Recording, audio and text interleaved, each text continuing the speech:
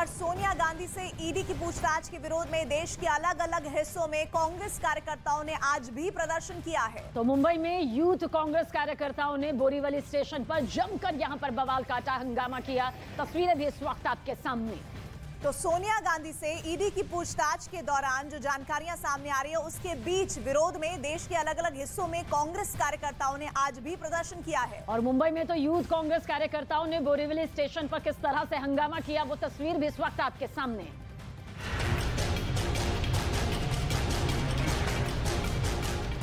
मुंबई के बोरीवली स्टेशन पर यूथ कांग्रेस के कार्यकर्ताओं ने जमकर हंगामा किया। ये सभी सोनिया गांधी से ईडी की पूछताछ के विरोध में प्रदर्शन कर रहे थे। हाथों में पोस्टर और बैनर लिए ये कार्यकर्ता प्लेटफॉर्म पर खड़ी एक ट्रेन पर चढ़ गए, जबकि कुछ लोग ट्रेन के आगे खड़े होकर हंगामा करते नजर आए। हंगामे की जानकारी मिलते ही पुलिस भी वहां पर पहुंच गई और इन लोगों को ट्रेन के आगे से हटाने की कोशिश की। लेकिन जब प्रदर्शन कर रहे यूथ कांग्रेस के कार्यकर्ता नहीं माने तो पुलिस वालों ने हल्का लाठीचार्ज किया, जिसके बाद से ये कार्यकर्ता ट्रेन के आगे से हट गए और फिर स्टेशन से ट्रेन को रवाना किया गया, जबकि पुलिस वालों ने हंगामे में शामिल कार्यकर्ताओं को हिरासत में ले लिया। उधर दिल्ली में भी कांग्रेस कार्यकर्ताओं ने जमकर विरोध प्रदर्शन किया। कांग्रेस के कार्यकर्ता भारी संख्या में विजय चौक पर एकजुट हुए और सोनिया से ईडी की पूछताछ का विरोध किया।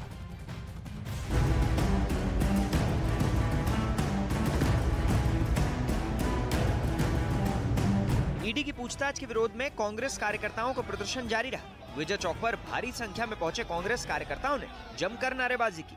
कांग्रेस कार्यकर्ता बस के आगे खड़े हो गए हैं और ये बस को जाने नहीं दे रहे हैं। यहाँ पर देखिए पुलिस उनको उठा करके, कार्यकर्ताओं को उठा करके रास्ता साफ करा रही है। अब देखिए यहाँ ये इस बस के आगे कार्यकर्ता बार बार लेट जा रहे हैं। कांग्रेस कार्यकर्ताओं का हंगामा बढ़ने के बाद वहाँ भारी संख्या में पुलिस भी पहुँच गई और इन कार्यकर्ताओं को रोकने की कोशिश की। इस दौरान कांग्रेस कार्यकर्ताओं की पुलिस वालों से झड़प भी हो गई। एक जो एनएसवाई वर्कर है उसके शरीर पर, उसके शर्ट पर खून लगा हुआ है और खून का निशान है यहाँ पर। जाहिर सी बात है जो झड़प हुई है उसमें वो नीचे गिरे थे, उसके बाद ही उनको चोट लगी है। तो ये जो दूसरी बस है ये एनएसवाई के कार्यकर्ताओं से भरी हुई है बस, उनको डिटेन किया गया। दूसरी तरफ अगर आप देखें तो कितनी भारी संख्या में यहाँ पर पैरामिलिट्री फोर्स और दिल्ली पुलिस के जवान है और खासतौर से जो महिला जवान है वो इसलिए हैं क्योंकि काफी संख्या में महिला कांग्रेस की कार्यकर्ता भी यहाँ पर सड़कों पर आ रही है। काफी देर तक हुए हंगामे के बाद पुलिस वालों ने सड़क पर बैठे कांग्रेस कार्यकर्ताओं को जबरन उठाना शुरू कर दिया और पहले से वहाँ खड़ी एक बस में बिठाने लगे। इस दौरान भी पुलिस वालों को काफी मेहनत करनी पड़ी और कई पुलिस वाले मिलकर एक एक कार्यकर्ता को उठाकर बस तक पहुँचाते दिखे। तो कांग्रेस दफ्तर के बाहर भी भारी संख्या में जुटे कांग्रेस कार्यकर्ताओं ने हंगामा किया। वहां भी भारी संख्या में तैनात पुलिस वाले इन कार्यकर्ताओं को रोकने के लिए कड़ी मशक्कत करते नजर आए।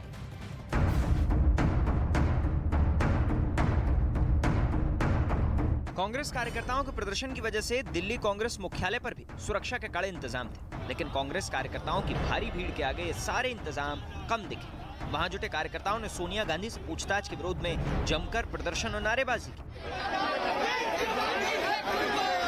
कांग्रेस मुख्यालय के बाहर भी भारी संख्या में सुरक्षा बल की तैनाती की गई थी, जिसके बावजूद इन लोगों को हंगामा कर रहे कार्यकर्ताओं को रोकने में कड़ी मशक्कत करनी पड़ी। ये जो वैन है, पुलिस देखिए कितनी भारी संख्या में मौजूद है, पैरामिलिट्री फोर्स के जवान है। जितने भी लोग कांग्रेस दफ्तर के अंदर थे, जितने भी नेता थे, सांसद थे, जो कुछ भी यहाँ आए थे, उनको इस वक्त गाड़ी में बैठाया गया और अब यहाँ से उनको डिटेन करके ले जाया जाएगा। इस प्रदर्शन में शामिल कांग्रेस नेताओं ने इस प्रदर्शन को सत्याग्रह बताया। हम सत्याग्रही हैं, जहां दिल्ली पुलिस ले जाएगी, जिस जेल में ले जाएगी, हम वहां के लिए तैयार हैं। क्या आप लोगों की डिमांड क्या है, मांग क्या है? हमारा मुकाम सत्याग्रह है, लोकतंत्र की रक्षा, संवैधानिक लोकतंत्र की रक्षा और उस तंत्र की रक्षा के लिए जो संस्थाएं बनाई गई हैं उनकी स्वायत्तता की, उनकी ऑटोनॉमी की रक्षा हमारा मकसद है। कांग्रेस कार्यकर्ताओं ने इसी तरह देश के अलग अलग हिस्सों में प्रदर्शन किया। और वहीं बीजेपी अध्यक्ष जेपी नड्डा ने कांग्रेस पर निशाना साधते हुए कहा कि ये सत्याग्रह नहीं, सत्य को ग्रहण लगाने की कोशिश हो रही है। सच बात तो ये है कि सत्य को ग्रहण लगाने की कोशिश है। यह विषय जो उठा रहे हैं कांग्रेस पार्टी वाले, ये न देश के लिए है आवश्यक, न ही पार्टी के लिए। ये एक परिवार को बचाने की एक कुत्सित प्रयास है और परिवार को ही बचाने का प्रयास चल रहा है।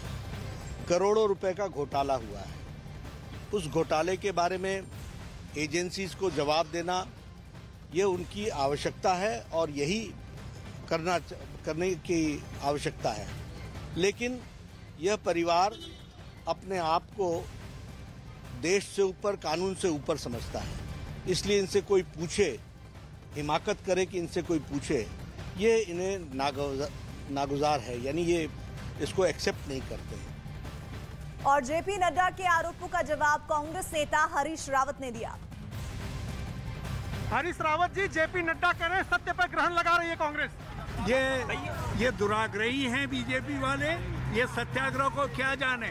जब हम अंग्रेजों से लड़ रहे थे, सत्याग्रह कर रहे थे, तब ये दुराग्रह बताते थे, और आज हम डुप्लीकेट अंग्रेजों से लड़ रहे हैं।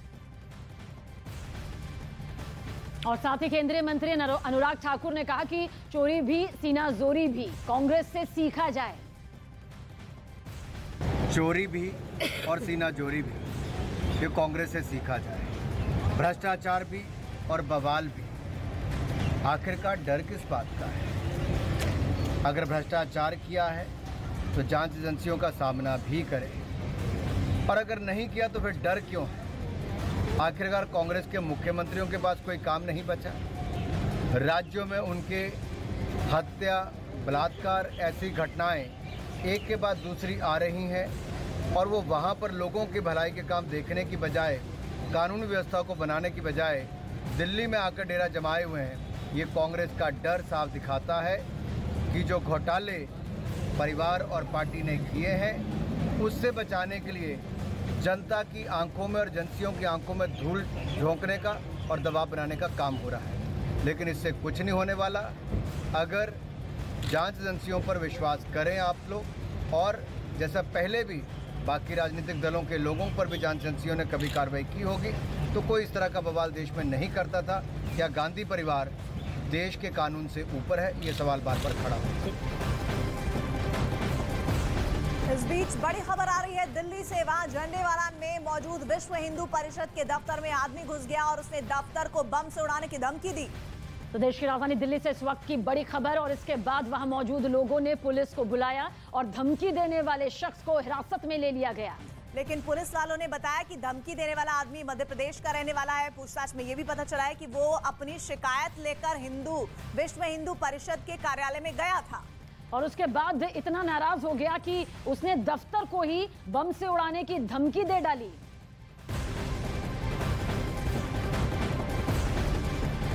और बड़ी खबर इस वक्त गुजरात से आ रही है, जहां सुरेंद्रनगर पुलिस ने बदमाशों के खिलाफ बड़ी कार्रवाई की और शहर भर में उत्पात करने वाले